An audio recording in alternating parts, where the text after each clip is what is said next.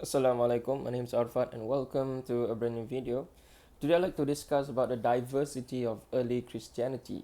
Early Christianity is not just a single strand that a lot of people thought that everyone else is heretics and just only Orthodox, and everyone that moved away from Orthodoxy they are heretics or they were heretics. But ever since the discovery of the library at Nag Hammadi, a corpus of literature, probably written around 350 or so during the 4th century, we have evidence that suggests that a lot of these different groups that were later on declared as heretics or they engaged in heresy, false belief, they thought that they were actually believing the right kind of belief. And then later on, they were only declared as heretics or they've committed heresy according to the Orthodox. But that is actually a wild accusation. That is actually untrue.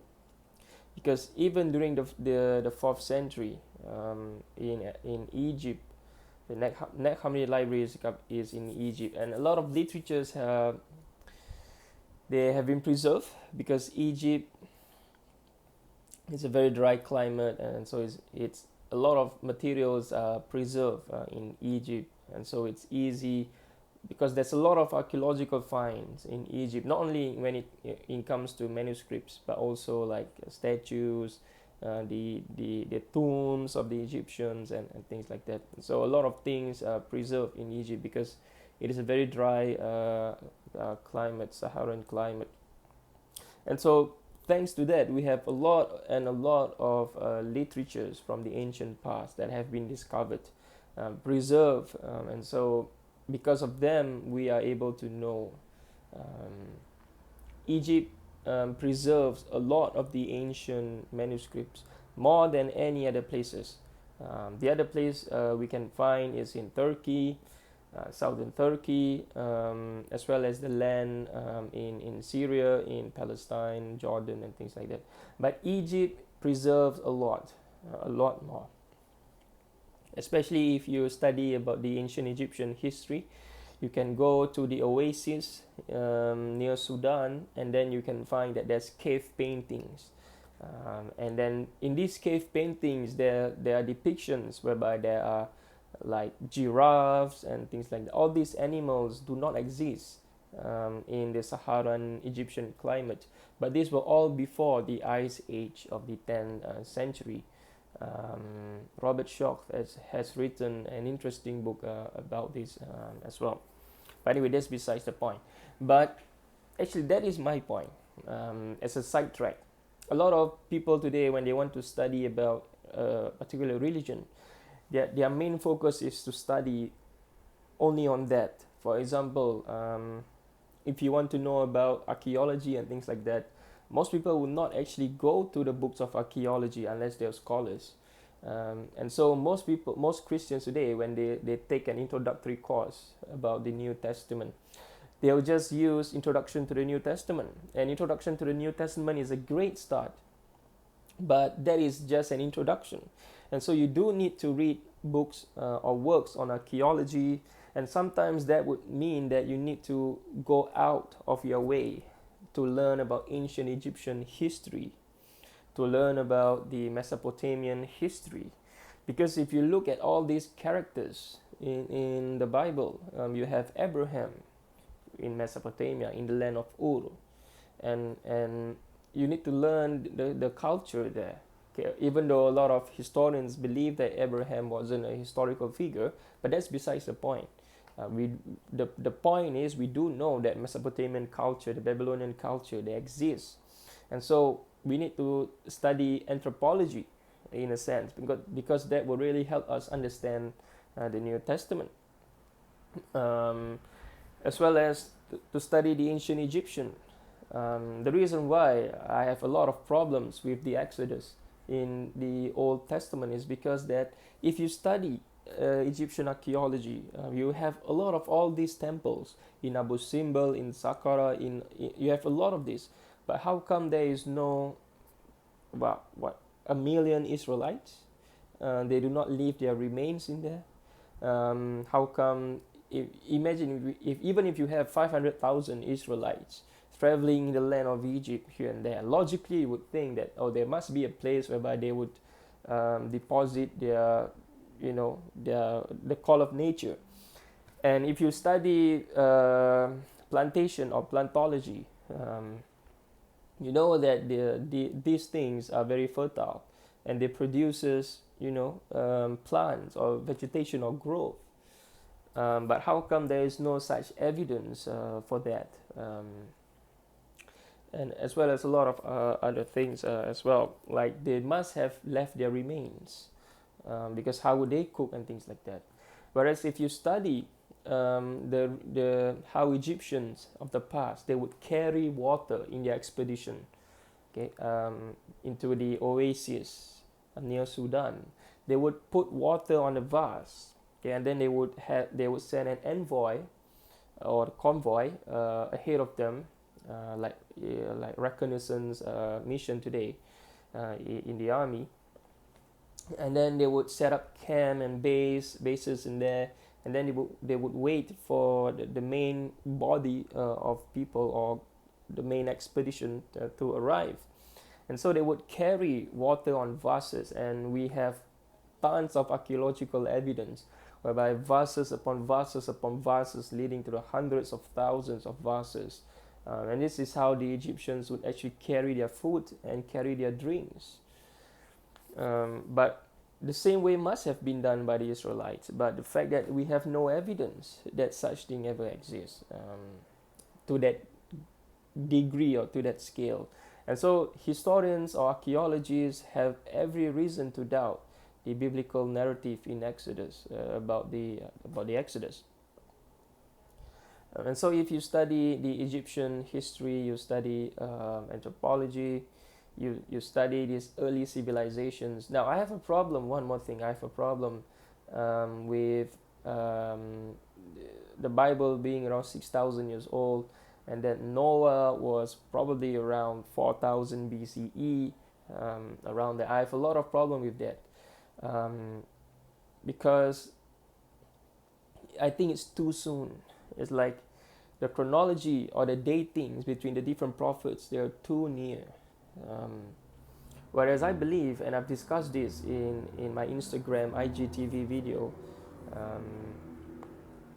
whereby I believe that Noah is probably way back before the first ice age, way before 10,000 BCE, because according to studies, the ice age was probably around 20,000 BCE to around 10,000 BCE. There are many different ice age, by the way, many different happenings. It's more so in the north, whereby there's a lot of changes and things like that. But to date it to around 4,000 BCE, I think it's too soon, and that is why we have no archaeological evidence for that. Whereas some scholars have interpreted that the ice age was actually the flood, but I also have a lot of problems with that interpretation, because if you read the biblical narrative, it's like the entire world was flooded, and we know that from scientific study that the ice age, only the northern part was affected. No doubt the entire world was affected as well, but they do not flood. Okay. So there's a lot of problems with the interpretation, and so the dating of Adam, again I have a problem with the biblical narrative, which the whole world is about 6,000 years old, around there. These figures are changing, but I believe if you look at archaeological evidence, the very first the archaeologists have uncovered that you can call it a human ancestor. Okay, let's just call it a human ancestor. Dates to around 200,000 BCE. 200,000 BCE, and they're very huge. They're very huge human beings. And if you look at the Hadith, it says that the Prophet Adam was probably around 18 meters tall. Even though the remains discovered is not 18 meters tall, around there. And some scholars have interpreted that 18 meters would probably mean like a tall figure, because no one really actually count 18 meter. And some scholars say that no, this is an accurate hadith. And some scholars say that oh no, there's some problems with the chain of narrations and things like that. But that is up for scholars to debate. But anyway, if we use the evidence, what we have in front of us, then I think the datings that is given amongst the Anbiya, the prophets of the within the Hebrew Bible corpus, I think the datings are too close. Whereas if you take the evidence on anthropology, on archaeology, on a lot of these things like Göbekli Tepe, for example, you realize that Ibrahim actually go to southern Turkey, and so he must have chanced upon this civilization, Göbekli Tepe, whereby they look at the similar to the Egyptian. What is the eastern equinox? Or I forgot the word that they use. The pyramids is aligned. The Sphinx is aligned to Leo, whereas in around 10,000 BCE, it is the image of Leo in the vernal equinox, the eastern equinox of the sun, of the stars, or the constellation. I don't remember the terms that scientists use. But you get what I mean. Like the Sphinx is facing that way because that is when they would worship and things like that. So this is more aligned actually with the Abraham narrative. And by the way, I have a problem with the Sphinx being dated to 2500 BCE. I think Robert Schoch is more correct than the academic dating. It's probably around 10,000 BCE because of the precipitation. The Sphinx is eroded by precipitation, meaning by rainfall, by drops, by rainwater, and so does the wall of the Sphinx, the enclosure. And we know that the Sahara has been dry for 5,000 years. And we know this because the ancient Egyptians would go drought, and then they would have in their text, the Egyptian writings, the pyramid texts, and so on and so forth, that they would actually invoke their god for rain and things like that because of long periods of drought. And Egyptians are very smart. They do have some measuring to know how much water the Nile will have, or increases and decreases in the water level of the Nile. Because a decrease in the water level of the Nile would mean that they'll starve the next year, because they depend on it for vegetation. And too much water on the Nile is a problem as well for vegetation. And so a lot of these scholars, they are in debate right now, because they say that, oh no, the erosion of the enclosure of the Sphinx, and as well as the lower level of the pyramids, is due to the flooding of the Nile. But we know that from the study of geography that erosion, there are many different kinds of erosion. Like for example, the erosion via flooding is not the same as what is depicted in the erosion of the enclosure of the Nile. I recommend you a book on this. I don't know why I got distracted to this topic, but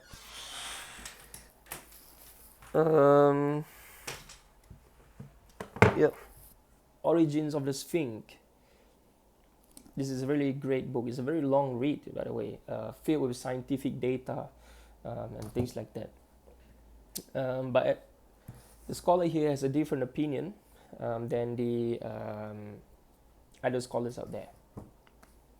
But anyway, what was I? I was talking about the New Testament, and then I got distracted. But anyway, you can read that book, or I'll do a separate video to narrate this. But returning to the New Testament, it's very important to study the New Testament as well, but to also study literatures that actually correspond with the New Testament, because you need a lot of historical background because it will help you interpret and not be anachronistic. The reason that I read a lot of literatures that are aligned with the New Testament and that are not necessarily aligned with the New Testament that the New Testament describe. For example, the world of Abraham, okay, the Babylonian world, the first Babylonian Empire, not the second one, first one, and then the civilization in southern Turkey, northern Syria,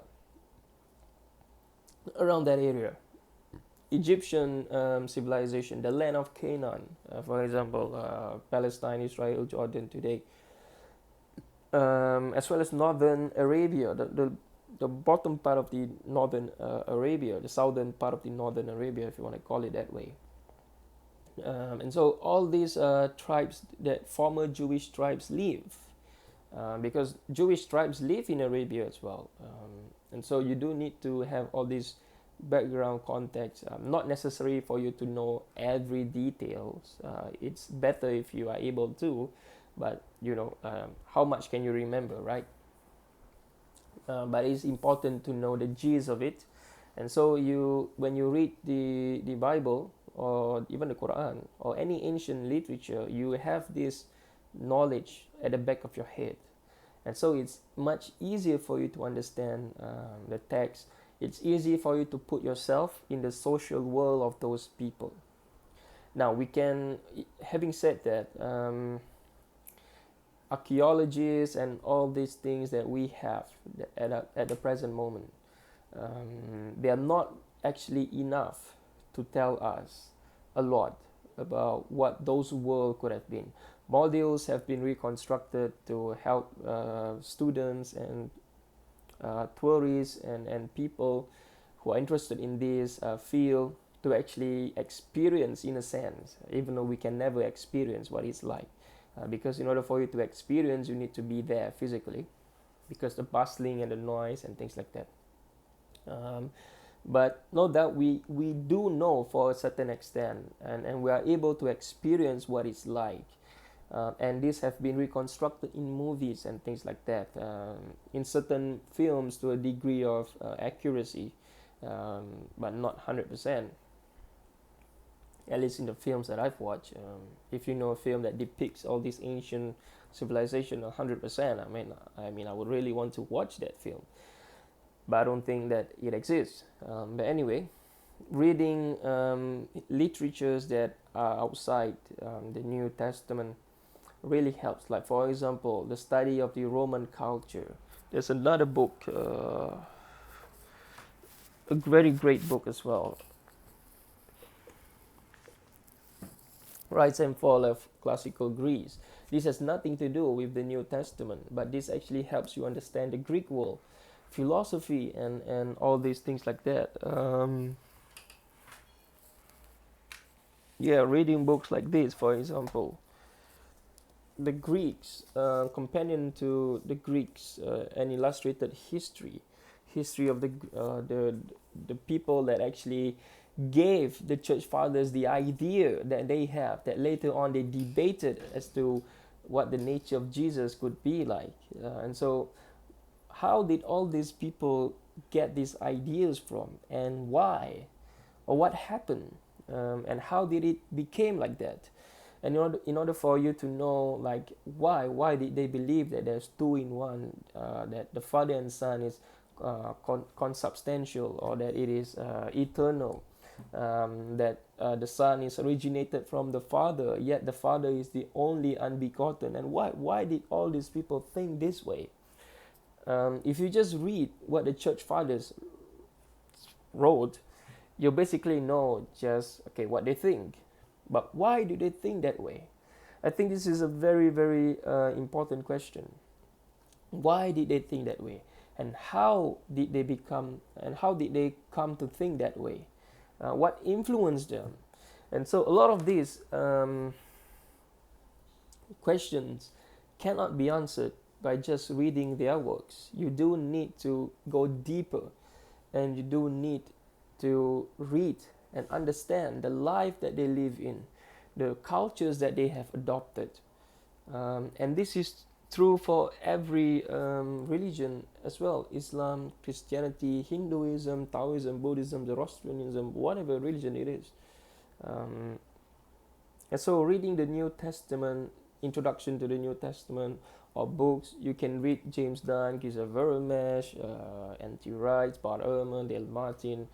You can read all of their literatures, but I'm telling you, it is not enough to read simply based on the study of Christianity. You can read tons and tons of books about the gospel, introduction to the gospel. You can read tons of books on introduction to the Old and the New Testament. But I'm telling you, in order for you to go deeper in your quest for knowledge, obviously this takes a long time, and this takes consistency. And sometimes you do need to read and read again, listen to a lot of talks and lectures and things like that. I mean, if you're really interested, if you're really, really searching for the truth, then you should really search for the truth, right? To the best of your abilities.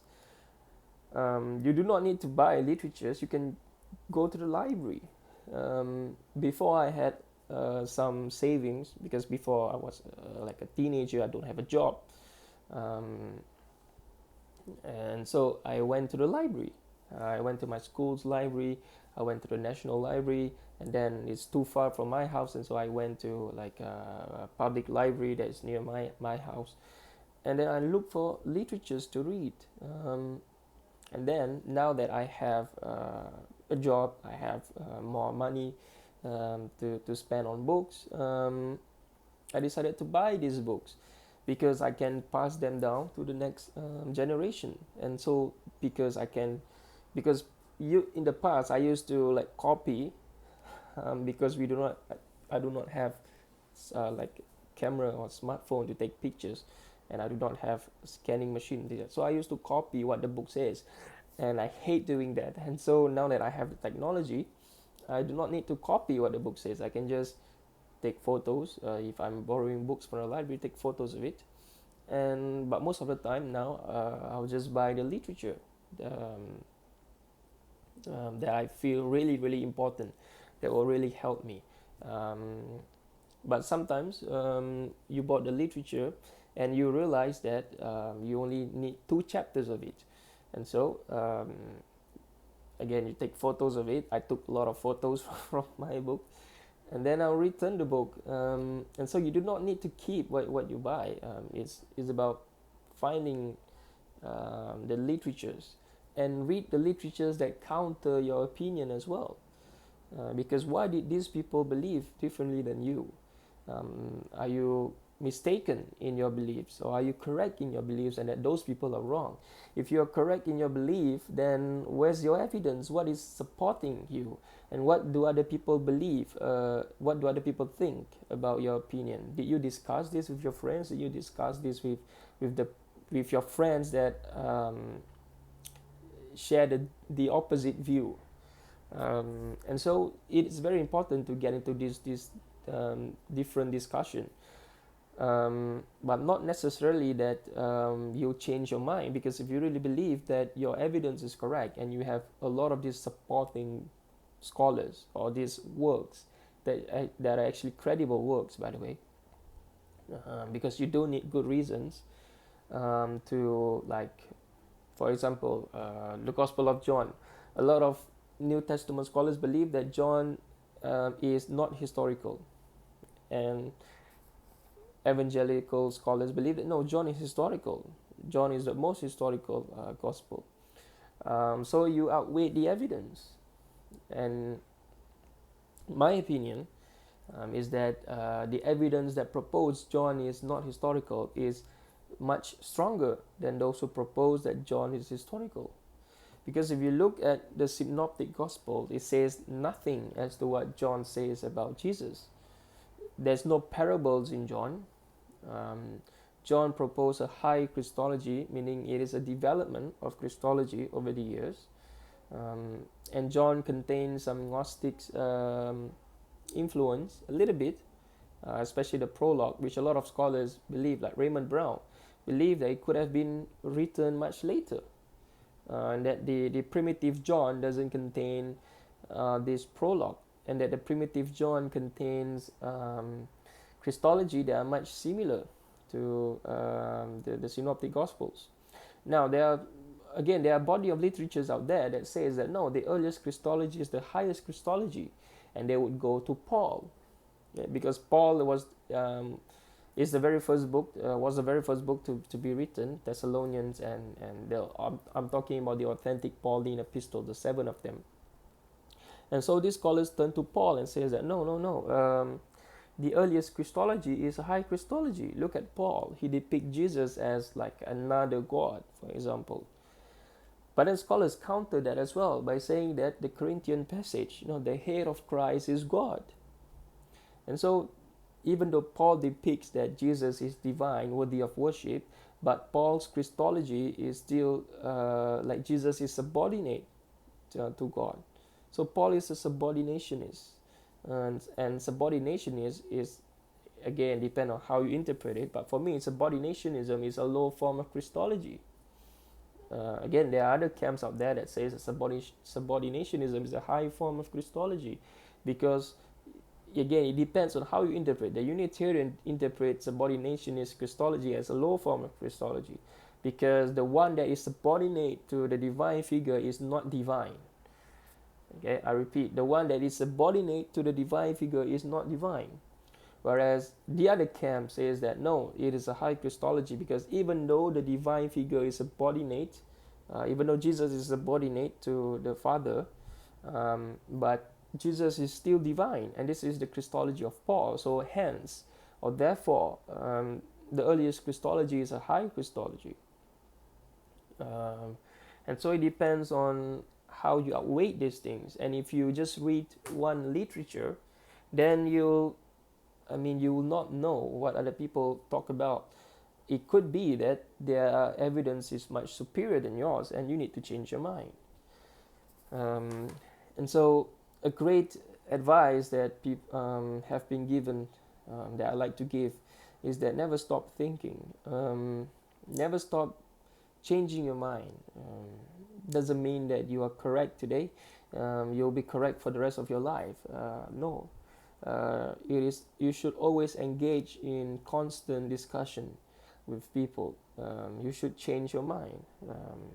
If the evidence have been presented ahead of you, and you have tried your very best to counter these arguments and to present an opposing evidence, but after all the analysis, it turns out that the evidence that have been proposed, or the theses that have been proposed, okay, that counter your thesis is superior, then you should change your mind. For example, there are many theses presented that 2 Thessalonians is probably not authentically written by Paul. And yet evangelical scholars, they would still insist that 2 Thessalonians was written by Paul.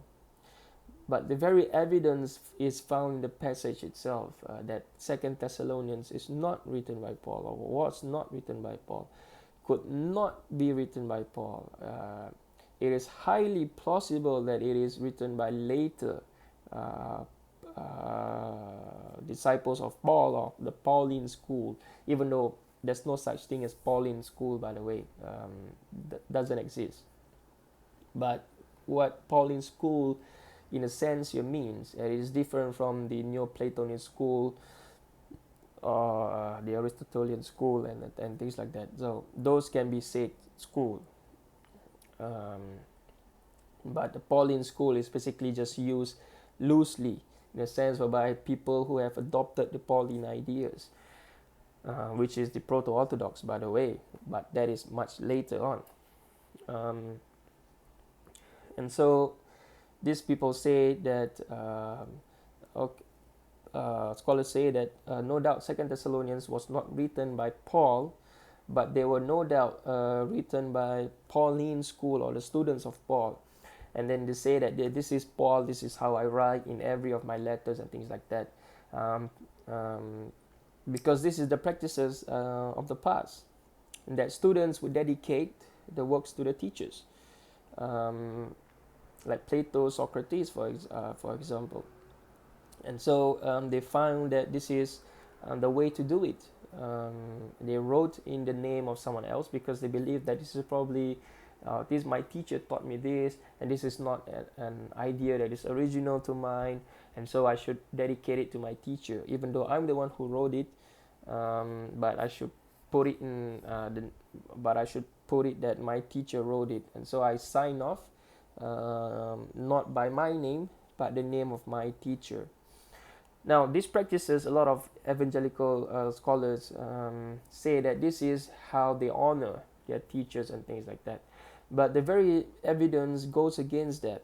Whenever these people are discovered, for example, 3rd Corinthians, if I'm not mistaken, not 3rd Corinthians,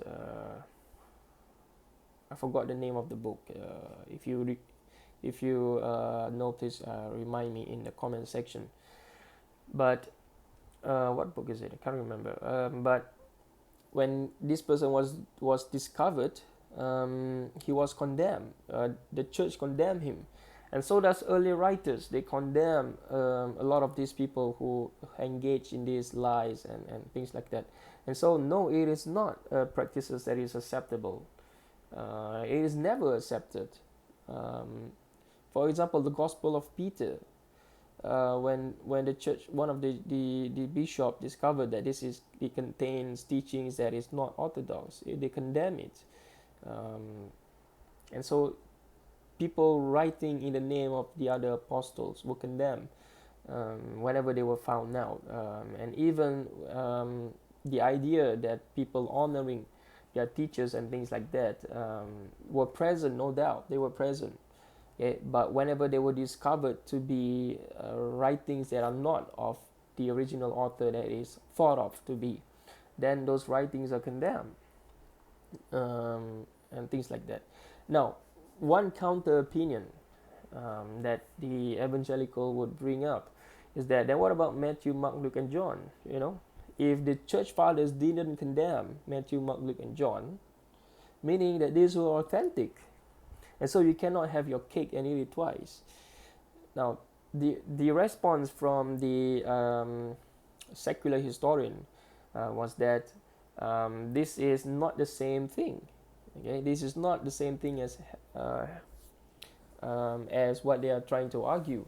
It is because that Irenaeus, probably Irenaeus, by the way, probably, we do not really know it's him, but probably, because he has such authority in the early church that a lot of people just take his word for it. Okay. Because Justin Martyr and all the other writings pre-Irenaeus, they do not mention about Matthew, Mark, Luke, and John. They were simply just quoting scriptures, but they were not quoting, okay, like Matthew wrote it, or Mark, the disciple Matthew wrote it, or the disciple John wrote it, and things like that. And so these are not really something that is the same. There are many works, we know, there are many works that have crept through the New Testament that could not have been written by the author, and yet they're still in the New Testament. And so the argument can go both ways. And so it is not just one way, it is both ways. And so the argument can be proposed back to them. Paul mentions that, again, this is using argument from the New Testament. Paul mentions that anyone who preach other gospels than me, okay, then people should not listen to them. Okay? Then if that's the case, then we should throw away the gospels. Then we should throw away Jude, James, Revelation, or Apocalypse. We should throw all these away, because according to Paul, this is so you cannot really use argument that can be used against yourself to prove a very strong point. No, it doesn't work that way. A strong argument cannot be easily disproven, and it cannot be used against you. And so people need to think about the argument. The other argument that they use is that I and the Father are one in John. Whereas in the very same few verses before that, Jesus is saying that if the disciples are not in me, then they are not in God. For example, the idea is there that the disciple is in Jesus and Jesus is in the disciples. And so, does that mean that Jesus, the disciples, is God as well? Then there could not be a Trinity. There must be more than a Trinity. I don't know what the word would be, quantity or whatever it is. And so you cannot interpret a passage that can be used against you. The very idea that you are proposing, it cannot be used against you. And if it can be used against you, the very ideas that you are proposing, that Jesus and the Father is God because Jesus says that I and the Father are one, then how about the passage that Jesus says that the disciples in Jesus and Jesus is in the disciples, in John, by the way? Then the very notion or the very passage literally breaks away the foundation of those who argue that Jesus is God because I and the Father are one. And so in order for you to propose a very strong argument, it cannot be used against you. The very ideas or the very foundation must be strong. And so, again, we cannot just pick and choose passages. Now, the other thing that I would like to say, since this has turned out to be a video that I didn't even plan, but I'll just continue before I end this, to say that picking and choosing passages, there are time and place whereby you need to pick and choose passages, because the New Testament, in fact, the entire corpus of the Abrahamic scriptures, they are not monolithic. And so there are certain places whereby you need to actually pick and choose passages, pick and choose words, because some words and some sentences are used in a different way to produce different meanings, for example. And how do we know that this is the right meanings that the author is actually intending to produce? And that is because of the only way for us to know that is because of historical knowledge that we have, as well as some other passages that talk about the same thing. And so we cannot really just say that, okay, ha theos or theos means God, and it only refers to, for example, Yahweh. Okay, in certain passages, the definite article of the Greek then refer to a lower divine figure, and there's no problem with that. And so we cannot really say that only this word means that particular entity. No, that is not true in every religion. That is not true. To the Greeks, Theos is Zeus. To the Romans, it is Jupiter. To the Syrians, it is Baal. Maybe to the Macedonians, it is Alexander the Great. Maybe, even though that is definitely not true. It's to Zeus, but maybe. And so, to the Zoroastrians, could be Ahura Mazda, for example. And so, to the ancient Egyptians, during the time of Pharaoh, it could be Ramses, even though it could probably refer to, it could be Mat, for example, or it could be, during the time of Akhenaten, it is the sun Dis, that is God, Etan. And so, Theos means very different thing if you look at things from a different context. And so knowing what the context is very important. Theos in Islam is Allah subhanahu wa ta'ala. It is not Jibril, it is not Muhammad sallallahu alaihi wasallam, it is not all the Anbiya, it is not every Anbiya, it is not any Anbiya, it doesn't refer to anything. It is not Vishnu, things like that. And so different concept, different sentences refers to a particular period and a particular time. And we do need to go to that particular period and particular time to know what they mean. And I'll just give one example out of the many that I can give. For example, during the time of the Israelites, okay, uh, during the time uh, Moses received wahi, he received revelation, he received the book, the scripture, kotop. Again, we do not know if it's one scripture or many scripture, but the fact that the Torah mentions that we have about 600 plus law has led some Jewish scholars to interpret that no, every of these single law was given to Moses.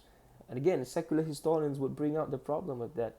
Uh, Stone tablets, how did Moses bring down? Like probably the 10 commandments can be fitted into one stone tablet. So like how many stone tablet is that? 60 stone tablet Moses will need to bring down up and down the Mount of Horeb, according to Deuteronomy, or Sinai in Exodus, Numbers, Leviticus. And so it depends on how you interpret it.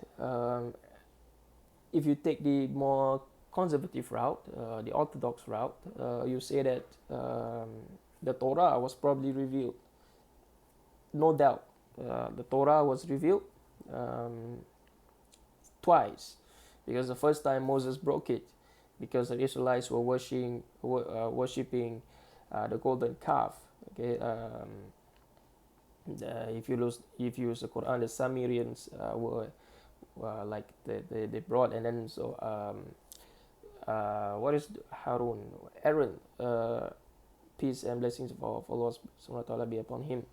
He took all these golds and things like that. He produces according to the Hebrew narrative, he produced this golden calf.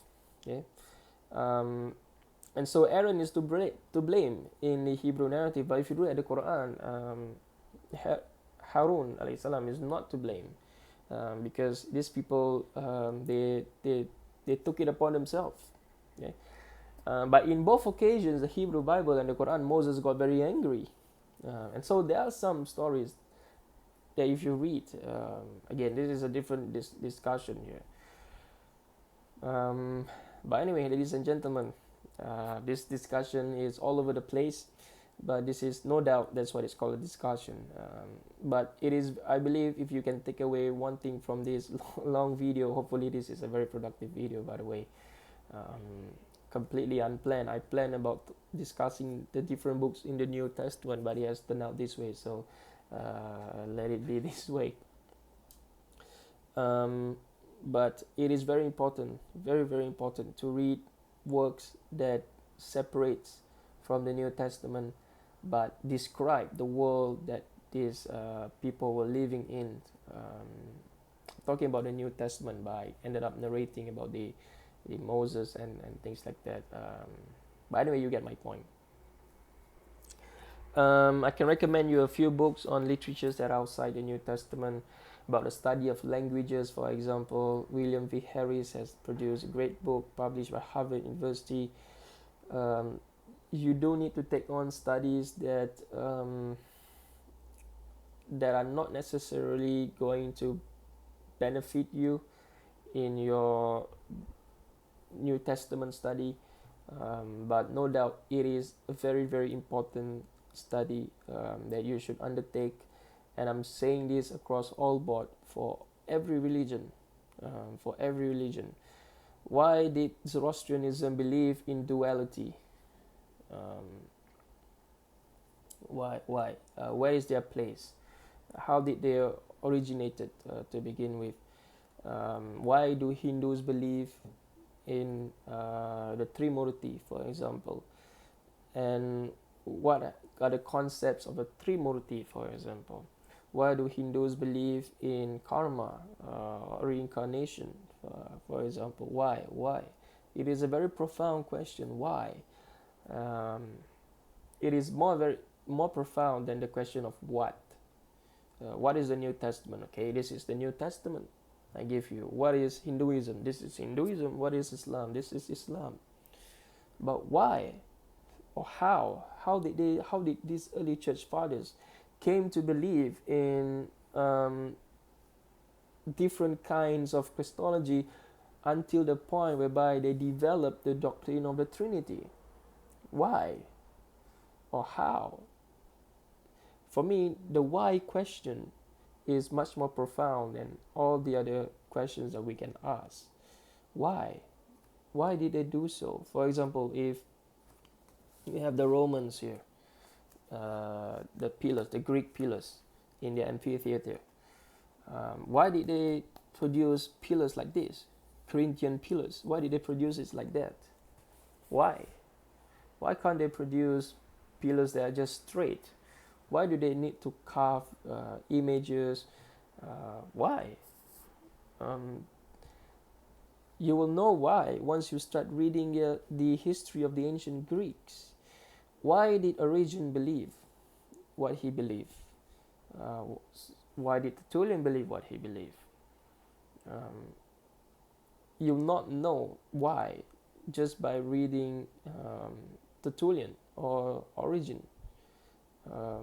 You'll know a little bit, no doubt, but you'll not know the full spectrum of why, how, when we do know. That's not really important amongst the other question. And how we do know, because he got it from Platonism, he was influenced by Neoplatonism, Aristotelianism, and things like that, and also reading the Septuagint, which is a different from the Hebrew Bible and things like that. And so that how did he get to believe what he believed? We do know about, but why? Why did he believe that God is the only unbegotten, and that the Son is generated from the Father? Why did Origen believe this way? Why? We don't have Origen in front of us here today, and reading his letters, no doubt, will give us a little bit about why. But in order for us to know a bigger context and to confidently answer all these profound questions, no doubt, they're very profound questions, we do need a lot of historical background. So anyway, I encourage you in your quest of knowledge to not only ignore the extended literatures, as I would call it, but to engage with them. Engage with people that have counter opinions than yours, to engage with them and to really, really engage with them, not just by reading and then brushing it aside. No, listen to what they have to say and let the evidence. You need to go deeper. Reading Corinthians is not enough. In fact, you should not limit yourself or shallow down your study or quest for knowledge. The fact is that there's so much to learn, and if you just want to learn about theology, then you are missing out on the other aspects of life, like farming, like physics, astrophysics, thermodynamics, even the study of printing. There's a lot more knowledge to gain, and obviously you cannot learn a lot, okay? But that also doesn't mean that you should not try in the first place. People go to the gym to push themselves physically, to push themselves to carry the weights. They run to build stamina and things like that. But that exercises affect them more physically. But theological exercises are a completely different thing. It involves a lot of reading. It involves the ability or the endurance to sit at a chair and read for 12 hours. It involves getting into a discussion that have evidence to support you. And where do you get this evidence? How credible are the evidence? And who support this evidence and who rejected this evidence? And what are their opinions? And why did they reject the evidence? And why did they support the evidence to begin with in the first place? And how do you decide which is the more correct opinion? And what are your evidence or your extended evidence to this? And so intellectual exercises are very, very important, because I found them more important than physical exercises. Because at the end of the day, if your mentality is weak, then everything else will fumble. will crumble. For example, you might be the most strongest person in the world, for example. um, you have defeated all these weights by being able to lift them. But like the scholars of Islam profoundly says that the best victory, or the strongest person actually, I might misquote them, but it's somewhere along this line, that if you cannot even get up for Salatul Fajr, okay, then you are not strong at all. Um, and so physical prowess is not something that the theologians will seek. No doubt they should be exercising to keep fit and things like that, because that is part of the deen of Islam, keeping fit so that you can worship Allah properly, not keeping fit so you can engage in a boxing match and things like that. No, you keep fit so you can do a proper worship towards Allah subhanahu wa ta'ala. Everything that we do, we should, so that we can perform ibadah. What is ibadah in English? Acts of worship, I guess. I don't know the translation. But you are able to engage in like prayers, application, according to the way the Prophet taught. And so you are able to engage, to perfect your ibadah towards Allah subhanahu wa ta'ala. But the very most important thing is the desire to learn. Your heart, your niyyah, for example. Are you learning the New Testament? What is the reason you learn the New Testament to begin with? Or we have a lot of Christians today who study the Quran, but what is the niyyah, their intention, if I'm correct about the translation? What is the niyyah, for example, for them to learn the Quran? Do they really want to seek the truth? Or are they just learning the Quran because to pass their pastime, or to earn $10,000 every month, or to refute the Muslim narrative about the Quran, or to deceive people from the path of Allah subhanahu wa ta'ala? What is the reason why you study Hinduism, for example? So that you can call Hindus to become Christian, so you can refute Hindus and things like that. So the niyyah is very important. The intention is very important. The intention must be clean to begin with. If you are really searching for the truth, then this is the field that is will be rewarding for you. But if you just want to engage in polemics, you want to deter people from actually finding the truth, and that you are disheartened that people are not following your religion, and so you must put a screen, like Allah says in Suratul Munafiqun. They put a screen and they hinder from the path of Allah. Okay. And so, what is the intention to begin with? Inshallah, with a clean intention, with a very sound, clean desire, or desire is not the right word. Desire is caprice. I don't know, you get my point. Some of these Arabic words that I know, I can't really find the right translation into English. But you get what I mean. Like the niyyah, the intention must be clean to begin with. Then engaging in all this will be worth it, even more worth it, because you are helping yourself to begin with in the first place. The first thing that you should do is to help yourself. If you are not upon the truth, then you should search the truth for yourself. Because if you are not upon the truth, then you're only calling towards misguidance.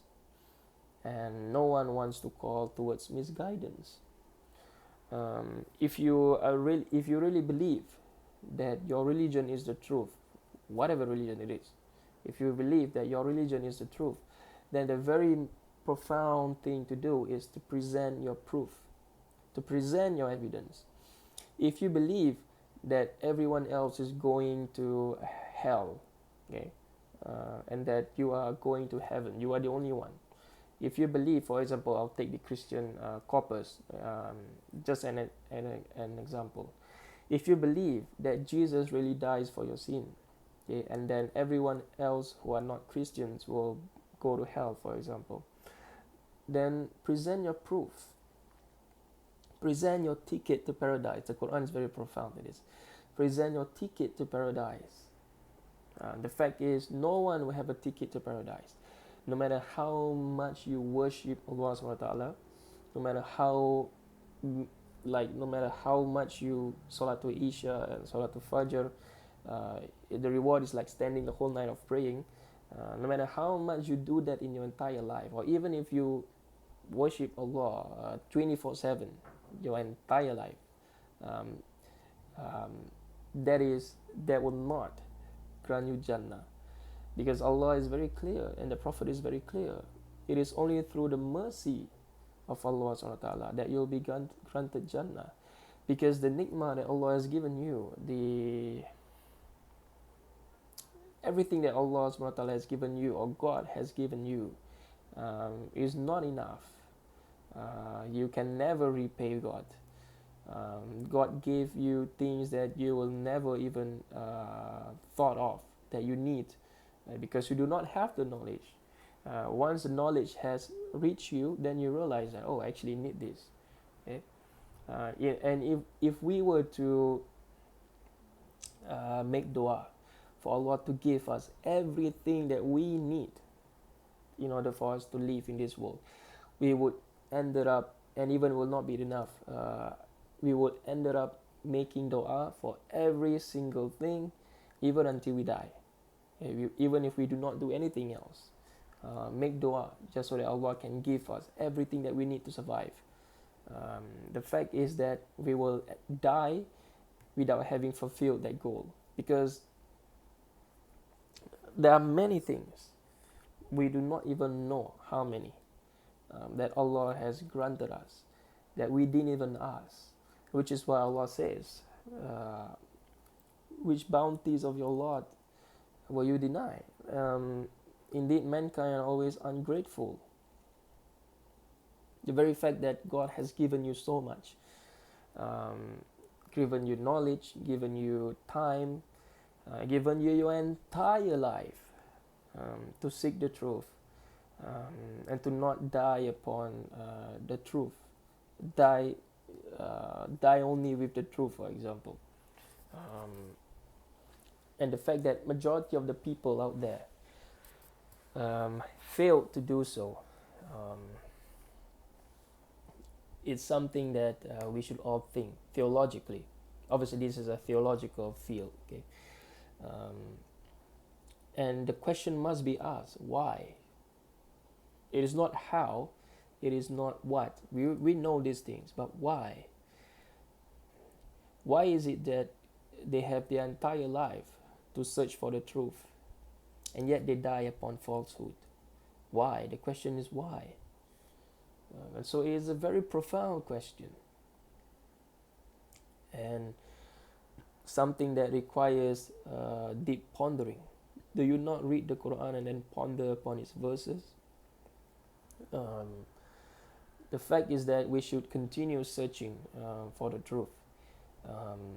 The very most important thing is that if you believe your religion is the truth, then present your proof, because everything needs to be presented, even though theologically we do need evidence as well.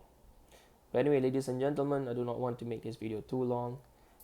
My name is Arfat. Thank you so much for watching this video and for subscribing to my channel.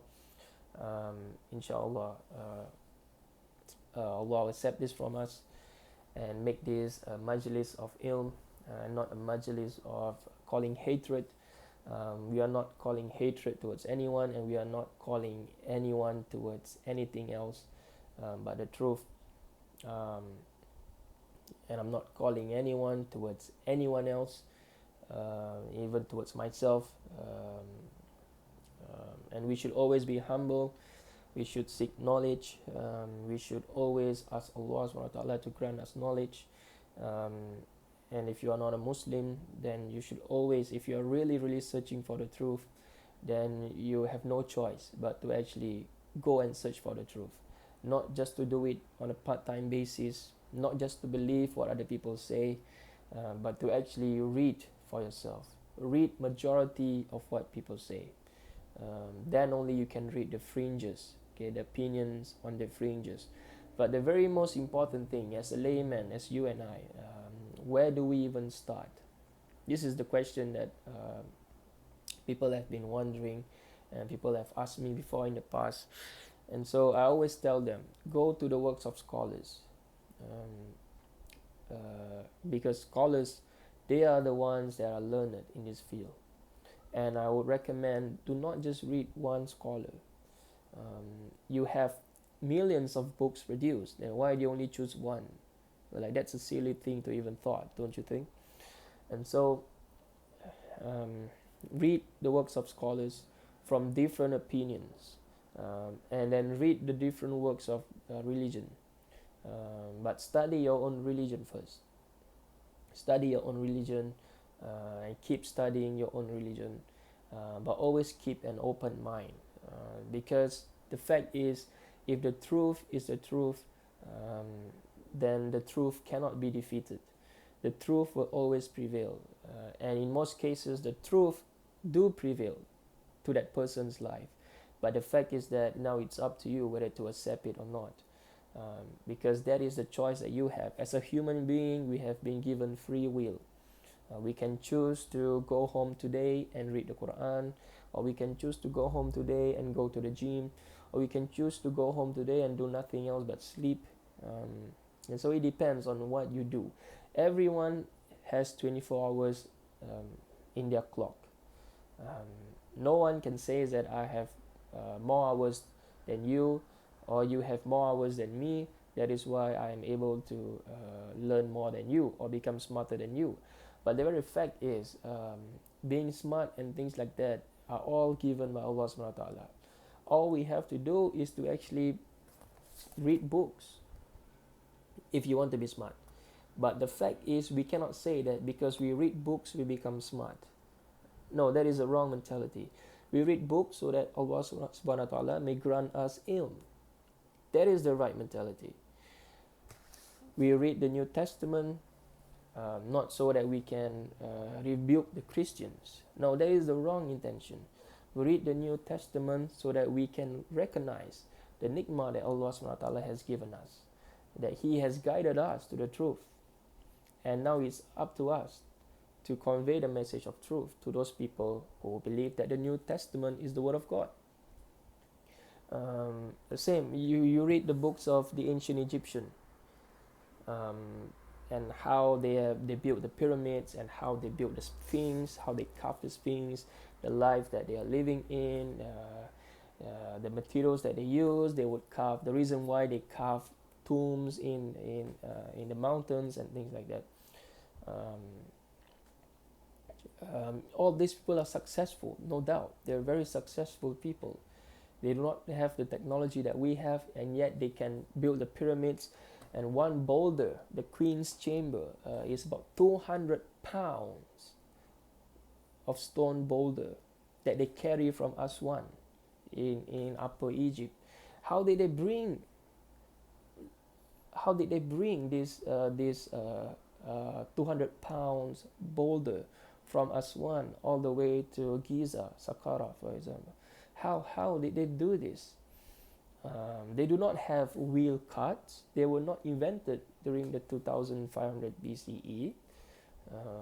They only got the wheel carts from Hyksos, which invaded Upper Egypt during the New Kingdom. And so how did they do all this? These are magnificent civilizations.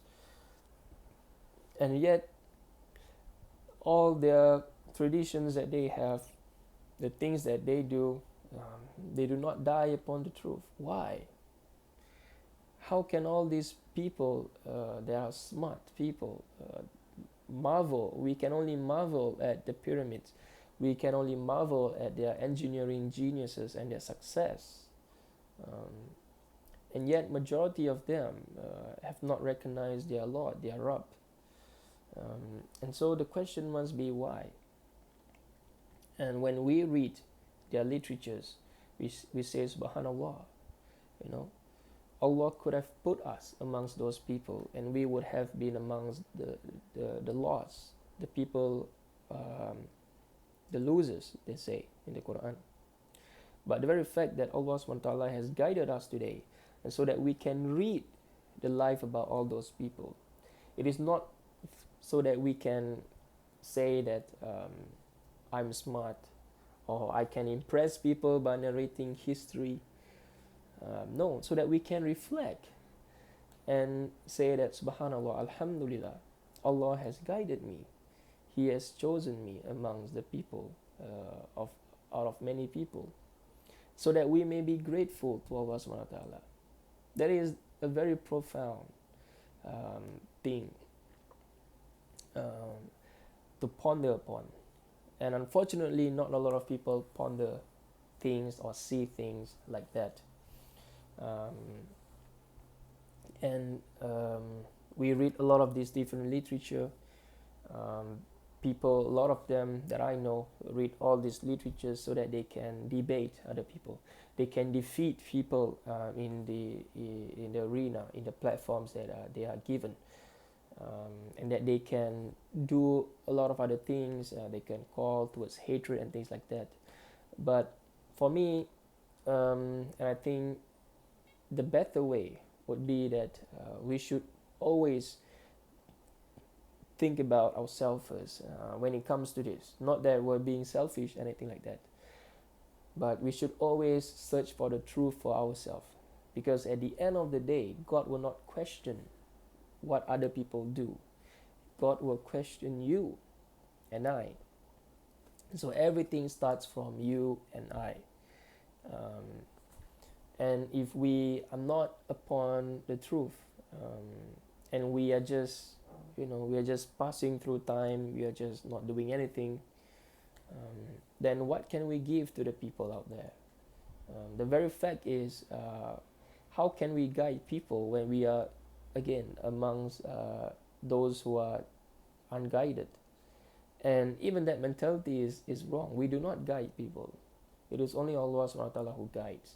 We are just the machine that does the work. And that is just we are. And there's nothing wrong to believe that way. There's nothing wrong to believe that way. That is called being humble. And the very fact is we are humble. Not in the sense that we are humble, but we are humble because we cannot go against the will of Allah subhanahu wa ta'ala. So in that very sense, the reality is that we are humble. And if I were to be more provocative, I would say that we are humble, with the ed, that with the past tense, because no one can go against the will of Allah subhanahu wa ta'ala, and everything is subjected to God, just like Origin says. And a lot of people do not like Origin, and they do not like that I quote Origin to prove my point. Because Origin is was declared a heretic, and Jerome don't like Origin, and Jerome is, a very important figure in the 4th century. But Origin was declared heretics in the 5th century, so a lot of people do not like Origin, and I know conservative scholars, they refrain from quoting Origin and things like that, because Origin is declared heretic. But if we look at why Origin was declared heretic, and then if we were to apply the same standard, not that we should, but if we were to apply the same standard, then we would have to excommunicate everyone within the first 3 centuries. Everyone we should excommunicate, even Osius, the Bishop of Spain. Do you know that Osius? The one that they so gravely pledge about, Osius. Even we have to excommunicate Athanasius. Do you know that? And no one would want to do that, because Athanasius is pre-Trinitarian, and his polemics somehow influenced the Cappadocian fathers, especially Gregory of Nazianzus, Basil the Great, for example. And so no one would want to excommunicate all this important figure, Tertullian, because Tertullian is the very foundation, again, quote unquote, foundation of Trinitarianism. Even though Tertullian he preached his own religion, Tertullianism, um, Pelagianism. But anyway, this video is too long. My name is Arfat. Assalamualaikum warahmatullahi wabarakatuh.